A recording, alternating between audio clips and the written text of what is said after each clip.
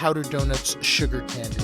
Welcome to another episode of the ReUp episode 8 in the beautiful purple Ravish Orsini Studios in lovely Los Angeles, California. My name is Jason Delgado. Thank you for joining us for another episode. In this episode, I plan on hitting the record button as I did an entire podcast, looked at the thing, and saw the button was not red. It wasn't red. And so now we're doing it over again, probably for the best. Who knows? We could have been rambling too much. Who needs rambling? Anyway, welcome again. Thank you so much for watching us here, listening to us, and just kind of being part of the ReUp fam. It's exciting. I hope everybody had a good weekend. I had a very fun and exciting weekend. I did some outing stuff, some stuff on the outing, so that's very cool. I went and I saw some friends for some drinks on a Friday night. Friends with drinks Friday nights. And it was amazing. You know, it's so good. It's one of those things where I think about nowadays how excited I get when we go out for like meeting people and stuff. You know, it's like prom night every night.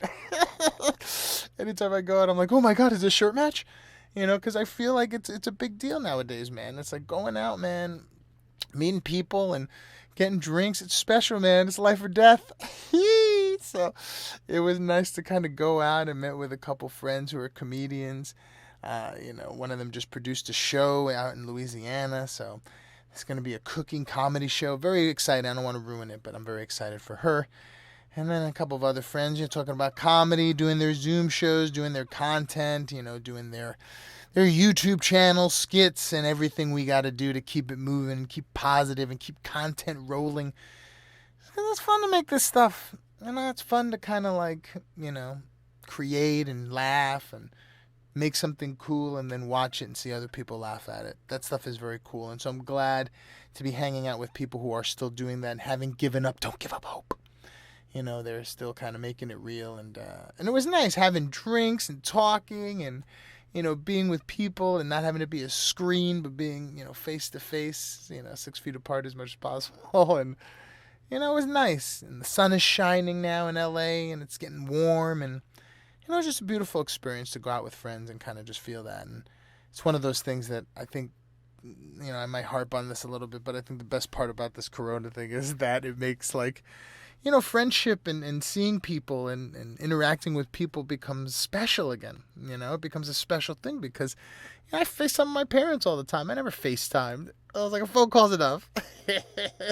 But now, like, you never know, man. You know, you never know. And so it's more important to me now to stay in touch in that way.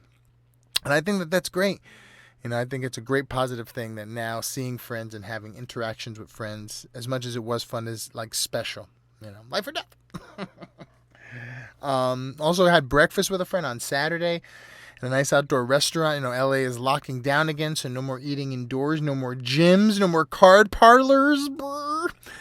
And so it's unfortunate that we have to kind of have this lockdown again. But it was nice to kind of go out, have breakfast with a friend and, you know, talk about those anxieties, you know, those tricks that we use. You know, I recently just redid my office to, you know, have a little office room and a little living room and, you know, have it be a little bit separated in the sense so that I'm not so like, you know, I have my mindset here, my mindset there, my work mindset and my leisure mindset. And I got friends who are like, yeah, I don't go to the bedroom till 5 o'clock. I make my bed, leave the room. And I'm like, you can't go back to the bedroom till 5 o'clock. Walk around the house, walk around the kitchen. But you can't go to certain rooms at certain times just to keep the mind limber and fresh and not have it be stale. These are the tricks that people are using. So don't be afraid. Don't feel that your anxiety is overwhelming. I'm using millions of tricks. You know, the wall of circus tricks I'm using to keep the mind limber. But these are the things you have to do because at the end of the day, there's a positive mindset that I think overcomes all. And I know that sounds cheesy and mean, but it's one of these things that I can't deny. You know, I use positive affirmations. I use, you know, meditation. I use, you know, goal setting oriented, you know, envisioning and all the things you can trick-wise to kind of keep your mind good and keep your mind hopeful. But it works. You know, it's slow grind, incremental, but it works, man, you know, and you could see it by the more that you try to, you know, intelligently ignore fear. You know, fear is the mind killer, says Dune, and true. You know, the Muad'Dib. Fear is the mind killer. You know what I mean? This weekend we were watching the fights here, and it was great because it was like, it was in Abu Dhabi, and everything looked very clean, and the service looked nice, and I mean, it was like sterile, and there was no crowd, but it was the fights, and they were good fights. Good fights that were exciting, and one of them should have been stopped early. That Jose Aldo, man, that guy had a great fight, but got caught and then just got beat down, and that should have stopped early. Not cool. But Masvidal and Usman had a great fight. Really wanted Masvidal to win. I like his style. I like his vibe. But he unfortunately did not win. But it was just this idea, you're looking at how Dana White is like, hey, going to the reporters, how did everybody think it went? And everybody was talking about it. The service was amazing. The fights were amazing. Everything was clean and good. It kind of made me think, hey, Vegas, maybe we move on from this. Abu Dhabi might be the future. But, it's great to see, And, you see Masvidal took the fight on 6 days, And he has that style, that swagger, this kind of art of not giving a shit. Just because so much of life, I think, is that, fear starts to creep in and give you these tense thoughts, and those tense thoughts make tense actions, and then, your mind's just thinking about how to avoid pain as opposed to how to gain pleasure. And I find, like, with Masvidal, he's got that swagger, that style, he wears a robe and slippers. He's like, I got paid, yo, I'll take it. I'll take the money. You know what I mean? He doesn't need this, like, yeah, I'll beat anybody's ass. I'm the greatest. Nobody can fight me. I'm the man. Because people who have that, when you're exhibiting that sense of force, that's fear. That's somewhere in you indicating that, like, I don't sure, so I got to puff out. I got to tell myself. It's like I always have this bit where I'm like, man, I'm awesome. No one's going to beat me, right? What do you mean, right? You should know, and that's the thing. You should know. You should feel that power within you. It shouldn't be force. Force requires something to push against. Power comes from within. It is the knowledge that you believe in yourself, and that belief translates into action that benefits you and moves you towards your goal.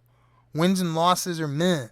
If you're moving towards your goal in a steady pace with a mindset of belief and firm affirmation, get it done. Masvidal did not in this regard because, you get hit in the ribs. But you could see, man, didn't have that fear, didn't have that anxiety, didn't have that need to prove anything.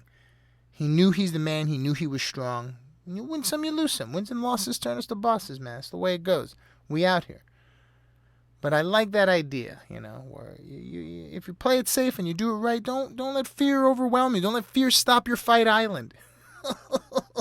Believe in your own fight island.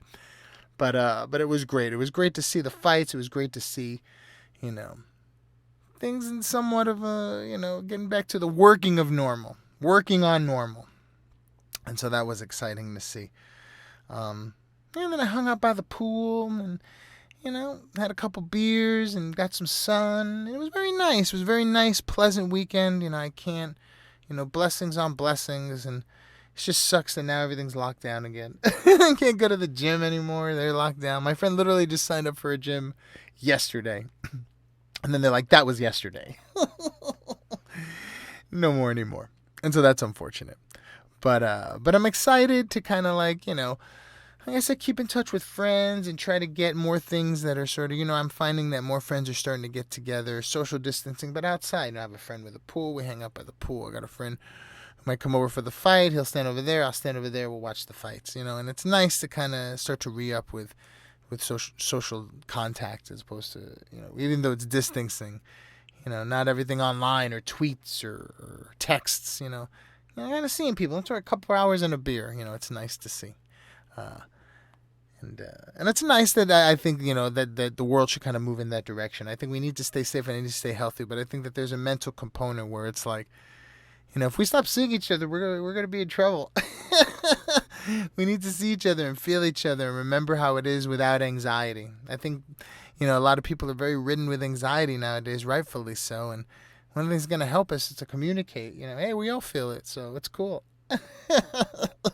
So I'm hoping that we get more of that, more social interaction as opposed to everything online. But while we're online, I hope you enjoy all these gamer hypes I'm doing. I wanted to hype up another gamer hype I have coming this Friday. I did a little a little odd thing with The Last of Us in that I wanted to do a review, but I don't really want to do a review because you kind of know how I feel, I think, whatever.